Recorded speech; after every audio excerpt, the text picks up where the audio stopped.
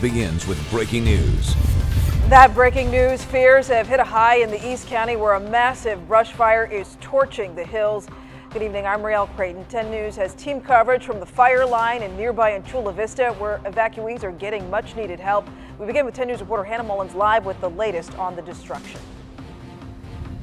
I can tell you a car hit a police officer who was directing traffic in the area. That officer is seriously hurt. I want you to take a look at something. This grass is very dry and overgrown. It's also been hot and windy. So this fire really started cooking fast. It has already chewed through 800 acres. Seeing the fire, though, it brings back a lot of memories. That fierce crackle triggered a fear that's all too familiar. 10 years ago, October 21st, our home burnt. We have 9.5 acres and every square inch burned. We lost our dog, everything. It sucked. Pat and James Pendleton started over, and now they risk losing almost everything again. At least the helicopters are dropping water on it. And they've gotten aggressive. Helos have been circling above, and ground crews have been dangerously close below. The hungry flames have more to feed off because recent heavy rain gave way to more grass. Before, it was definitely headed towards the campground down here. Megan Kelly and Derek Smock left Pio Pico Campground to go to the store, and they weren't allowed back. We got 4 dogs and 5 cats, and we're scared to death right now. Whether or not they're okay is a big unknown, so they're sick with worry. I'm horrified. I just want my animals out of there. I care less about anything else, but we need to get our pets out. I can't just let them go like that, you know? They're among the many who could only wait and watch as the wind changed course. We've got the wind that's blowing it in the opposite direction, so it's going to be a real low intensity as it works its way down. We thought we were fairly safe here, but within minutes, danger darted straight for us. We rushed out as crews rushed in. See, it's blowing kind of back this way, which I don't want because that's going to be towards our home. With crews keeping them back, the fire didn't take everything in 2007, and it can't take everything now. We were safe, so that's the main thing. I can tell you this fire started at the shooting range. We've seen more and more crews come in. They have chipped away at 10% of this fire, and right now we are working to find out how those pets are doing. We're live in Humboldt. Hannah Mullins, 10 News. Hannah, thank you. Earlier, we spoke live on the phone with CAL FIRE Captain Isaac Sanchez, who told us what factors are driving this massive blaze. Crop that's absolutely driving this fire right now.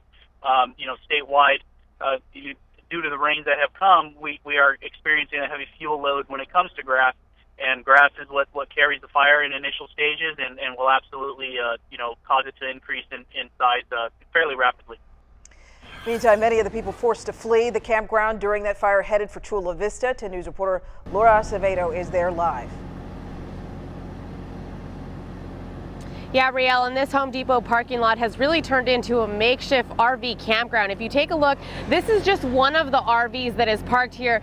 In my view right now, I can see about 6 of them. Now, campers tell me they saw the flames and the smoke coming over the ridge, and that's when they were told they had to get out. They were told to leave before the fire came down into the camp. And people tell me that Home Depot and Walmart here have been very welcoming, and they even brought them waters to stay cool. I think it's great because we're full-time RVers, so it's fantastic to see a community come together and help other people.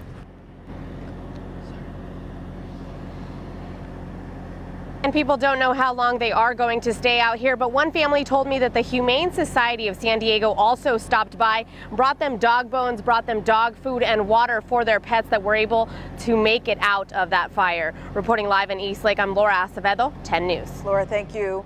The fire is burning in this area right here. This is near the 94 and Otay Lake Road. It's just south of Humboldt. It's a very remote area. That campground that was evacuated is actually right here in this area. There aren't many other homes or buildings that are in danger. 10 News Pinpoint weather anchor Jennifer De La Cruz tracking the hot, dry conditions that are fueling these flames. Very hot and very dry, and that has not helped firefighters as they try to put this out. The wind speeds have also been a factor. We've seen gusts up to 20 miles per hour, and that's going to continue into tomorrow and Monday. So right now they have died down significantly, just 10 miles per hour right now. We're going to even see that going into tonight, but starting again tomorrow afternoon, we're also going to see gusts up to 20 miles per hour coming from the west, though. So these aren't the Santa Ana winds, so that's actually helping. So hopefully those firefighters do get that contained sometime soon. Our temperatures also really high, 85 degrees right now in Jamul, 85 in Alpine, 86 in El Cajon, and 80 in Kearney Mesa. Our mini heat wave continues. Our temperatures from yesterday already way warmer at this time, 7 degrees in El Cajon and by 4 degrees in Kearney Mesa. We're going to continue to track that mini heat wave, and I'll tell you when our temperatures are going to start to cool down coming up in your 7-day forecast. Okay, Jennifer, crews have closed several roads because of the brush fire. Right now, the 94 closed from Honey Springs to the 188 and from Otay Lakes Road to the 188. 10 News sent out this alert when the fire broke out. We'll continue to keep you updated on air and online. You can download the 10 News mobile app for free in your app store. Now to breaking news, lanes back open on the 5 after another fire near Pacific Beach. Caltrans had to close 2 lanes of the northbound 5 at Grand and Garnet earlier. A fire burned 1 acre along the freeway. Flames were shooting some 20 feet into the air. Crews are mopping that up right now. Meantime, fire crews are getting a handle on a large fire burning on Camp Pendleton. The Luz fire has burned some 500 acres. At last check, it was 60% contained. North County Fire tweeted out this picture of the smoke last night. The fire is on the far northern part of the base and isn't near any homes or buildings. And just yesterday, this fire burned dangerously close to a house in Escondido. Firefighters say someone mowing the grass along the 15 sparked that fire. It burned about 5 acres. The homeowner says that she recently cleared the dry brush around her home, which likely saved it. And fires are burning all over California. This is the range fire at Camp Roberts near San Luis Obispo. It's already burned 500 acres and is only 30% contained. To the Elm Fire now near Coalinga, the fire has burned 10,000 acres. The dry conditions and wind helped it grow quickly. It started as a 10-acre brush fire on Thursday. It's 85% contained, and firefighters say it is under control. Well, don't be worried, though, if you see smoke around MCAS Miramar today. The base fire department is planning to do prescribed burns to clear out the dry brush there. Meantime, we turn now to more breaking news. Sheriff's homicide detectives investigating the death of a man who died shortly after an altercation with them. The department says that man appeared to be on drugs and was jumping fences to try to break into townhouses in Lemon Grove this morning. Deputies tased him several times, but say he kept fighting them until they got him into handcuffs. While paramedics were checking him out, he became unresponsive. They rushed him to the hospital, but he did not survive. Well, crews are investigating a fire that broke out in El Cajon today. It happened at an empty building that's being remodeled. Construction workers were on the roof when neighbors warned them that smoke was coming from the building. El Cajon Fire Department and Heartland Fire and Rescue responded within about 5 minutes. They contained the fire to the roof. No one was hurt. Now to a developing story. President Donald Trump has wrapped up his first day in Saudi Arabia, the first of 5 stops on his 9-day overseas trip. ABC's Kieran Travers is traveling with the president all week and has the latest on the meeting with the Saudi king and the brewing scandals here at home.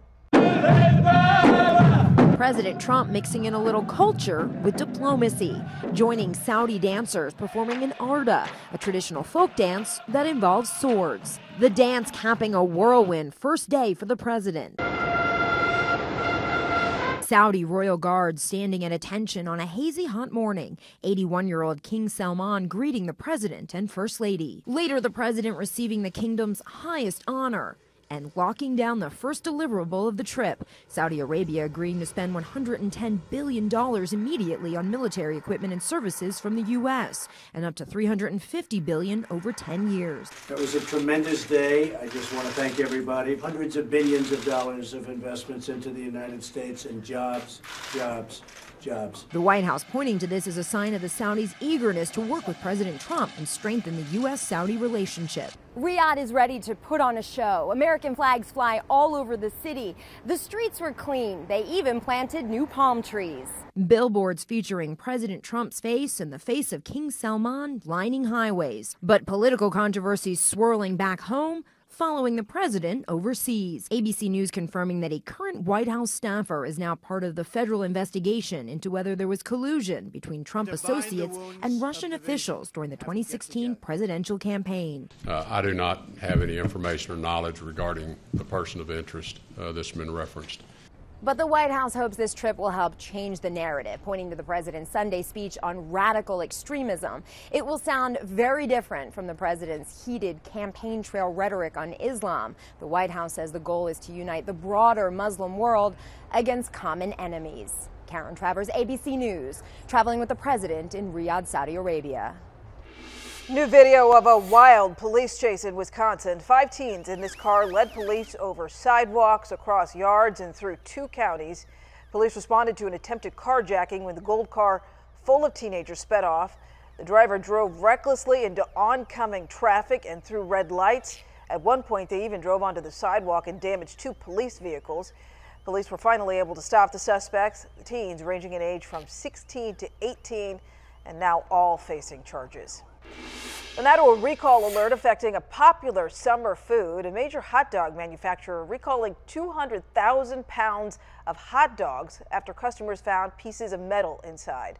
The recall includes packs of Nathan's skinless 8 beef franks with a use-by date of August 19, 2017, and Curtis beef master franks with a use-by date of June 15, 2017. 3 people have complained about the metal fragments in the hot dogs. New details. Flight Attendants Association is praising the American Airlines crew that handled a disturbance on a Hawaii-bound flight yesterday. Investigators say a man was wandering around the cabin with a towel on his head.